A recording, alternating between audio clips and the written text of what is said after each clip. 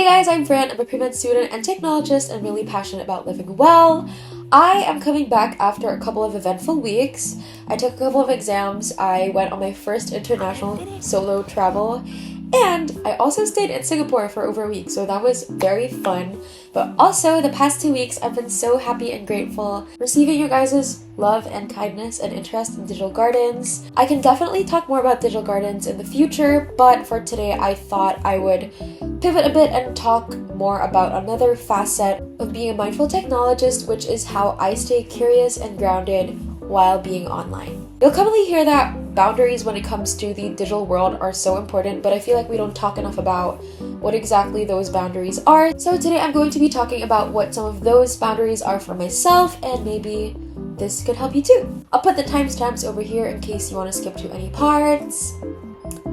And with that, let's dive right in. So the first digital habit I have is I try to create things and I try to be a self-starter. I feel like many internet spaces are now built to keep you on autopilot, but the truth is that no one is going to make you more curious if you are perpetually consuming things on autopilot without a way to filter, curate, or synthesize things. One way to combat that autopilotness is by consciously making something out of what you consume by being a self-starter, aka having some passion projects. I don't really wait for external things or trends before starting things. I want my projects to be born out of passion, my life, and the things that I genuinely care about, not just social pressure. I think it's such an underrated way to be online but also be grounded and curious, and these projects don't even have to be anything grand, really. Like when I say project, it's really just something fun that you're working on. They just have to be something that you consciously pour creative energy into. It can be anything from a collection of your favorite movies, a short form or long form blog/newsletter,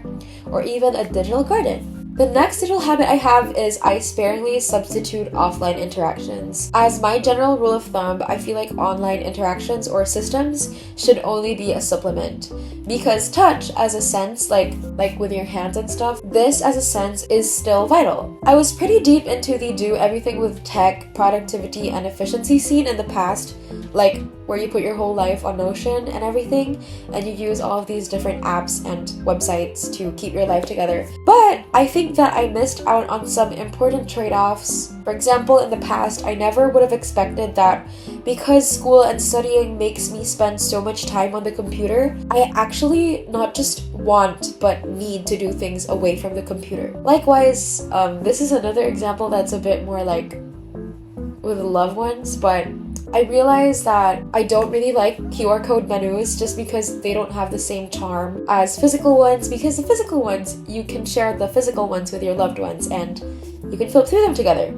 So this is just me looking at the trade-offs of what happens if I replace this thing with a tech thing. I think that physical hobbies and systems are really important because they engage our senses in a way that I feel technology, for the sake of efficiency, has yet to do. But what exactly might this look like? This will look different for everybody, but some examples that I have are, even if I use Notion to manage different parts of my life, I still use a paper planner to plan my day-to-day to-do lists, because I don't just want the tasks to get buried in this endless portal of things in my Notion. I want it to be something that I have to revisit, that I have to update, something that I actually get to decorate with my highlighters and stickers. Another one is I still make handwritten birthday cards because I like the personal touch I'm able to give with the tactility of silly stickers and the handwriting in the card. By sparingly substituting offline interactions as well, I have less reason to be on my phone all the time, and I don't know about you guys, but there's something about living in the world and your body and not always being with your phone that just lessens the noise in my head. It makes me feel less prone to being irritable. Oh man, I didn't beat my record. Last time I took my first sip of water at around 7 minutes. Now I took it at 5 minutes 40 seconds. Okay, anyway, the next digital habit I have is I try to do things myself, aka I try to sparingly use AI or automations. This one can be a challenge because AI can be really exciting, but at the end of the day, AI should not replace my ability to generate ideas or articulate my thoughts. I still feel like we should be asking ourselves more whether we're simply handing out our creativity, critical thinking, or interpersonal skills to AI. I actually think that someone mentioned before that they believed skills like critical thinking or being articulate would be more valuable in the future because of our growing reliance on AI for these things. So overall, I just tried to be more mindful about what skills within myself I want to grow and improve before handing these things to AI. Next, I try to give grace and partake in jury play with caution. So I came up with the term jury play when I realized that the internet gave rise to the digital courtroom, which is basically a courtroom online where everyone can partake in the latest issue. Because you know how sometimes like a thing will happen and then you'll hop on Twitter or Facebook or IG and everyone will be talking about the same thing, giving their opinions, weighing in. This digital courtroom can be about anything, whether it's pressing worldwide issues or even personal ones. It was interesting to see how we, by simply being on the internet, are somehow placed into the role of being a jury anytime there's a new event happening. But as time has gone on and I've spent more time online, it became increasingly apparent to me that it was important to think more deeply about my role of being a jury and what exactly would it look like to use that role well. I feel like when you're online, there's so much temptation to just join in on the digital courtroom, and there's nothing inherently wrong about joining in, but I think it is important to ask if I'm actually going to be helpful by joining in. Is what I'm going to say actually going to be helpful or productive? Am I directing my thoughts towards the right communities or people? Something I learned from the Reboot community is, have I tried calling in before calling out? And other considerations include, will joining in on this most likely lead to a productive outcome?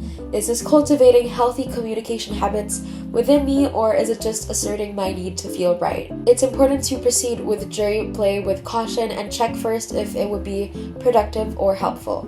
Next is to choose where I'm present and choose what I use. If this were the physical world, it would be insane to imagine ourselves maintaining such bold and consistent presences in so many different rooms or buildings or even corners of the same apartment at a time. Why would it be any different to online? I used to get so excited about every new digital platform I'd see that I'd sign up, and then I'd think about how I can integrate this new platform into my workflow, or how I can start being more active on this new social media site, when really I should have been asking if I even wanted or needed this platform or website or tool. I try not to be online everywhere all the time, and I try to simply accept that there are things that I will miss out on. It's important to avoid stretching myself out too thin when it comes to my digital rotation, my digital presence.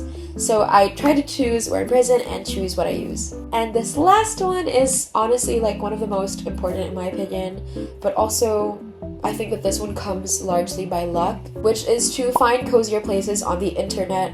Places as in communities, software, or websites. I think in the middle of all the noise, it's important to find places on the internet that inspire you and make it safe and feel easy to express, experiment, and explore. It is not easy to come by cozier places on the internet these days, I feel, because for me, I would really say it was mostly luck. I was lucky to meet some amazing people in my formative years, and they just kept leading me to one another. So if you're currently starting to look, one of my favorite places right now is are.na. I'm using it for I think 3 or 4 years now. I know I mentioned this in my previous video, but trust when I tell you, I feel like so much of who I am right now is thanks to this amazing tool and its community. So that wraps up my digital habits to stay curious and grounded while being online. I feel like digital wellness, or the part of our soul that's connected to the digital world, is a being that is so important to take care of, but I feel like it's one that we often overlook.